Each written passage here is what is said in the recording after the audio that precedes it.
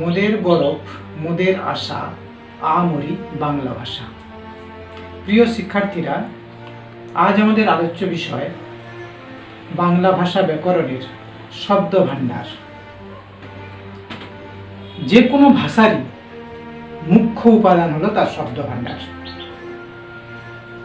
তোমরা জানবে যে পৃথিবীতে যে ভাষা সব থেকে বেশি উন্নত, সেই ভাষার শব্দ ভাণ্ডারও তত সমৃদ্ধ। অর্থাৎ শব্দ ভাণ্ডার যে ভাষাকে সব থেকে বেশি আলোড়িত করেছে, সেই ভাষা পৃথিবীর সর্বশ্রেষ্ঠ ভাষাতে পরিণত হয়েছে। বর্তমানে পৃথিবীতে যে সকল শ্রেষ্ঠ ভাষা রয়েছে, তার মধ্যে বাংলা ভাষা হলো অন্যতম। বাংলা ভাষার এই সমৃদ্ধির মূলে রয়েছে তার সুসমৃদ্ধ শব্দ ভাণ্ডার। শব্দ ভাণ্ডার কি না, কোনো ভাষা অন্য কোনো ভাষা থেকে শব্দ নিয়ে যদি তার সমৃদ্ধি এবং উৎকর্ষ সাধন করে, তবে সেই ভাষাকে বলা হয় সেই ভাষার শব্দ ভাণ্ডার। তাহলে বাংলা ভাষার শব্দ ভাণ্ডার আলোচনায় আমরা দেখব যে আমরা যে ভাষা উচ্চারণ করি, আমরা যে ভাষায় কথা বলি, সেই ভাষাতে শুধু কি আমরা বাংলা ভাষাই বা বাংলা শব্দই উচ্চারণ করি, না, সেখানে আর কোনো ভাষা থেকে আগত শব্দ এসে গেছে। বাংলা ভাষার শব্দ ভাণ্ডার আলোচনায় আমরা দেখব যে এই ভাষা পৃথিবীর বিভিন্ন ভাষা থেকে শব্দ নিয়ে তার সমৃদ্ধি সাধন করেছে। এর মূল কারণ হল ভারতীয় সভ্যতা এবং সংস্কৃতির যে মূল বৈশিষ্ট্য। ভারতীয় সভ্যতা এবং সংস্কৃতি মিলনের বার্তা গ্রহণ করে, যে মিলনে বিভেদের মধ্যে ঐক্য, ইউনিটি অ্যান্ড ডাইভার্সিটি মূল বিষয়। এবং তোমরা জানো যে সুদূর প্রাচীন কাল থেকেই ভারতীয় সভ্যতা সংস্কৃতির আকর্ষণে এদেশে নানা জাতির আগমন ঘটেছে। রবীন্দ্রনাথ তো বলেই দিয়েছেন, হেতায় আর্য, হেতায় অনার্য, হেতায় দ্রাবিড় চীন, সব হুন দল পাঠান মোঘল, এক দেহে হলো লীন। তাহলে দেখতে পাচ্ছ যে বিভিন্ন জাতিগুলো ভারতবর্ষে এসেছে, বাংলাদেশে এসেছে। একসময় ভারতবর্ষে পাঠান এবং মোঘল তা ছিল। এই পাঠান এবং মোঘল তারা যতদিন রাজত্ব করেছে, সেই রাজত্বের সুবাদে আরবি এবং ফার্সি ভাষা থেকে অনেক শব্দ বাংলা ভাষায় এসেছে। তারপরে ভারতবর্ষে ব্যবসা বাণিজ্যের সূত্রে বিভিন্ন জাতি, যেমন ফরাসি, পর্তুগিজ, দিনেমার, ওলন্দাজ, সবশেষে ইংরেজ, তারা ভারতবর্ষে এসেছে ব্যবসা বাণিজ্যের সূত্রে। ফলে এই সমস্ত জাতির ভাষা থেকে অসংখ্য শব্দ কিন্তু বাংলা ভাষায় এসে গেছে। ফলে বাংলা ভাষা একটা শব্দ ভাণ্ডারের খনি বলা যেতে পারে। এবং তোমরা জানবে যে আমরা আজকে যে বাংলা ভাষা উচ্চারণ করি, সেই বাংলা ভাষায় দেখা যাবে যে আমরা কতটুকু আমাদের নিজস্ব শব্দ উচ্চারণ করি। হয়তো 90% আমরা বিদেশি শব্দ উচ্চারণ করছি। দিবে আর নিবে, মিলাবে মিলিবে, সভ্যতার এই মূল সংস্কৃতির ধারাকে বাংলা শব্দ ভাণ্ডার কিন্তু গ্রহণ করেছে। আচ্ছা, আমরা দেখে নিই যে বাংলা যে ভাষায় যে সমস্ত শব্দ ভাণ্ডার রয়েছে, বাংলা ভাষা থেকে যে শব্দ আমরা উচ্চারণ করি, সেই বাংলা ভাষায় পৃথিবীর কোন কোন ভাষা থেকে শব্দ এসেছে। আমরা যদি একটা ছকের আকারে বিষয়টিকে উপস্থাপিত করি, তাহলে দেখব যে বাংলা ভাষার যে শব্দ ভাণ্ডার, সেই শব্দ ভাণ্ডারে মূলত দুই ধরনের শব্দ আছে। একটা হচ্ছে মৌলিক শব্দ, আর একটা হচ্ছে আগন্তুক শব্দ। মৌলিক মানে যাকে বিশ্লেষণ করা যায় না, যে ভাষাগুলো আমাদের নিজস্ব, যে শব্দগুলো আমাদের নিজস্ব বাংলা ভাষাকে সমৃদ্ধ করেছে, সেগুলো মৌলিক শব্দ। এই মৌলিক শব্দগুলোকে আবার তিন ভাগে ভাগ করা যায়। একটা হচ্ছে তৎসম শব্দ বা সংস্কৃত শব্দ, একটা অর্ধ তৎসম শব্দ বা ভাঙা তৎসম শব্দ, আরেকটা তদ্ভব শব্দ। তৎসম শব্দ কোনগুলো? না সংস্কৃত থেকে, সংস্কৃতকে বলা হয় বাংলা ভাষার জননী। তোমরা যখন বড় হবে তোমরা এই বিষয়ে পড়াশোনা করবে।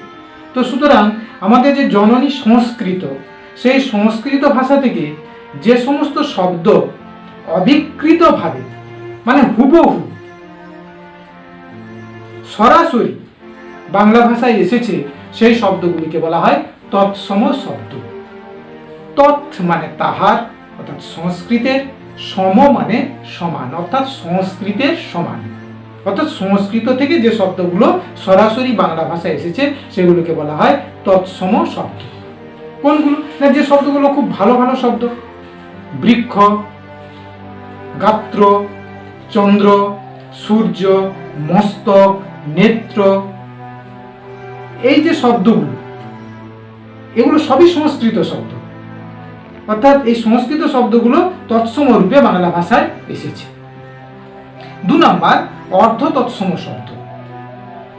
যে শব্দগুলো সংস্কৃত থেকে কিছুটা বিকৃত হয়ে বাংলা ভাষায় এসেছে সেই শব্দগুলোকে বলা হয় অর্ধ তৎসম শব্দ। বিকৃত মানে কি? একটু ভেঙে, যেমন মূল সংস্কৃত শব্দ ধরো কৃষ্ণ, তাকে আমরা বলছি কেষ্ট। বিষ্ণুকে আমরা বলছি বিষ্টু, একটু ভেঙে দিচ্ছি। গ্রাম শব্দটা সেটাকে বলছি আমরা গেরাম। বিশ্রী শব্দটা আমরা বলছি বিচ্ছিরি। এই যে ভাঙা শব্দগুলো, এই শব্দগুলোকে বলে অর্ধ তৎসম শব্দ। 3 নাম্বার তদ্ভব শব্দ। একসময় সংস্কৃত ভাষা থেকে পরবর্তীকালে প্রাকৃত এবং অপভ্রংশ, এগুলো পরে তোমরা পড়াশোনা করবে, প্রাকৃত কি অপভ্রংশ কি, সংস্কৃত থেকে সরাসরি না এসে একটা মাধ্যম সংস্কৃত প্রাকৃত অপভ্রংশের মধ্য দিয়ে স্তর বেয়ে বাংলা ভাষায় যে শব্দগুলো এসেছে সেই শব্দগুলোকে বলা হয় তদ্ভব শব্দ। যেমন আমরা বলি কানু, কৃষ্ণের চলতি নাম কানু। ভাষাটা কিভাবে এলো?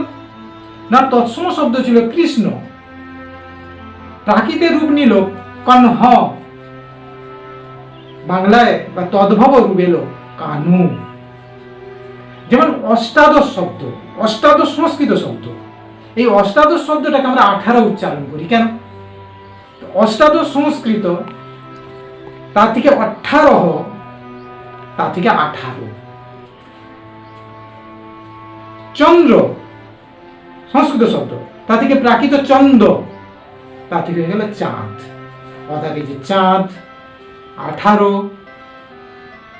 এই যে শব্দগুলো, এই শব্দগুলোকে বলা হয় তদ্ভব শব্দ।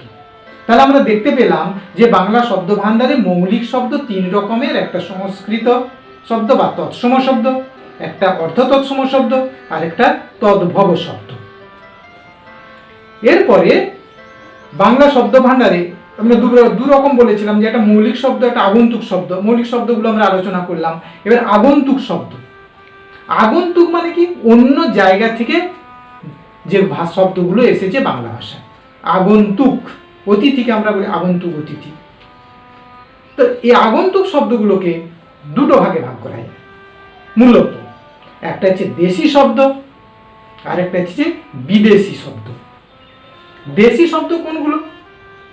না ভারতবর্ষে আমাদের নিজস্ব কিছু জনজাতি একসঙ্গে ছিল। আর্যদের আগমনের পূর্বে ভারতবর্ষের যে সমস্ত অনার্য জাতি বাস করত, সাঁওতাল, কোল, ভিল, মুন্ডা, গারো, খাসিয়া, জয়ন্তিয়া,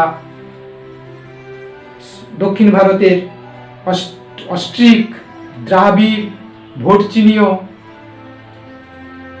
এই সমস্ত যে ভাষাগুলো নিজস্ব প্রাদেশিক ভাষা, গুজরাটি, মারাঠি, হিন্দি, পাঞ্জাবি, ওড়িয়া, এই সমস্ত ভারতবর্ষের বিভিন্ন প্রদেশ থেকে যে সমস্ত প্রদেশের যেসব ভাষা রয়েছে, সেই ভাষা থেকে যে সমস্ত শব্দ বাংলা ভাষায় এসেছে সেইগুলোকে বলা হয় আগন্তুক দেশি শব্দ। কুলা, ঝাঁটা, ঢেকি, পেট, ডাগর, একেবারে দেখো চলতি কথা, মানে আমরা এগুলোকে সাধারণভাবে বলি, এগুলো যে দেশি শব্দ, দেশজ শব্দ, এগুলো দেশজ অর্থাৎ দেশ থেকে জাত, ভারতবর্ষের বিভিন্ন প্রদেশ থেকে জাত শব্দ, এগুলো বলে দেশি শব্দ। আমি আগেই বলেছিলাম যে ভারতীয় সভ্যতা সংস্কৃতির আকর্ষণে বিভিন্ন জাতি ভারতবর্ষে ঢুকে আগমন করেছে।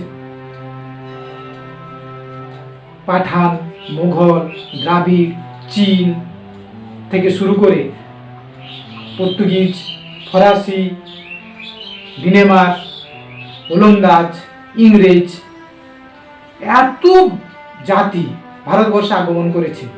সেই সমস্ত জাতিগুলো ভারতবর্ষে বসবাস করার সূত্রে একটা সংস্কৃতির মেলবন্ধন ঘটে গেছে। এই সংস্কৃতির মেলবন্ধনে ওই সমস্ত ভাষা থেকেও অসংখ্য শব্দ বাংলা ভাষায় এসে গেছে। এই শব্দগুলিকে বলা হয় বিদেশি শব্দ। বিভিন্ন রকমের বিদেশি শব্দ রয়েছে, রয়েছে আরবি শব্দ, রয়েছে ফার্সি শব্দ, রয়েছে ওলন্দাজ শব্দ, রয়েছে তুর্কি শব্দ, রয়েছে বর্মী শব্দ, রয়েছে ইংরেজি শব্দ, রয়েছে পর্তুগিজ শব্দ, রয়েছে চীনা শব্দ। তোমরা বইয়ের দীর্ঘ তালিকা দেখতে পাবে যে এই এতগুলো জাতি থেকে বিভিন্ন যে সমস্ত জাতিগুলো তার থেকে অসংখ্য শব্দ বাংলা ভাষায় এসেছে এবং সেগুলো আমরা অহরই প্রতিদিনের কথোপকথনে সেগুলো কিন্তু আমরা উচ্চারণ করে থাকি। সেগুলো কিন্তু আদৌ আমাদের নিজস্ব ভাষা নয়, এগুলো সবই বিদেশি ভাষা থেকে এসেছে। যার ফলে ভারতীয় সংস্কৃতি, বিদেশি সংস্কৃতি, প্রাদেশিক সংস্কৃতি সব মিলেমিশে একাকার হয়ে গেছে আমাদের বাংলা ভাষার মধ্যে। এবং বাংলা ভাষা আজ তাই পৃথিবীর সর্বশ্রেষ্ঠ ভাষাগুলির অন্যতম ভাষায় পরিণত হয়েছে। এর মূল কারণ যদি কিছু থাকে তা হলো বাংলা ভাষার সুসমৃদ্ধ শব্দ ভাণ্ডার। এই শব্দ ভাণ্ডারই বাংলা ভাষাকে শ্রেষ্ঠত্বের শিরোপা এনে দিয়েছে। তোমরা ব্যাকরণের এই বিষয়টিকে একটু, যে ব্যাকরণ বইগুলো আছে সেই বইগুলো একটু ঘেটে দেখো এবং প্রত্যেকটা কোন কোন শব্দ থেকে কোন কোন ভাষাগুলো আমাদের কোন ভাষার অন্তর্গত, বা বাংলা শব্দ ভাণ্ডারে কত ধরনের শব্দ রয়েছে, তার শ্রেণীবিভাগ, বা মৌলিক শব্দগুলি কি কি, বা আগন্তুক শব্দগুলি কি কি, বা স্পেশালি তৎসম শব্দ কাকে বলে, অর্থ তৎসম শব্দ কাকে বলে, তদ্ভব শব্দ কাকে বলে, আগন্তুক শব্দগুলির পরিচয় দাও, মৌলিক শব্দগুলির পরিচয় দাও, দেশি শব্দগুলির পরিচয় দাও। এই ধরনের যে প্রশ্নগুলোকে তোমরা তৈরি করার চেষ্টা করো, তাহলে এই বিষয়টি তোমাদের কাছে পরিষ্কার হয়ে যাবে।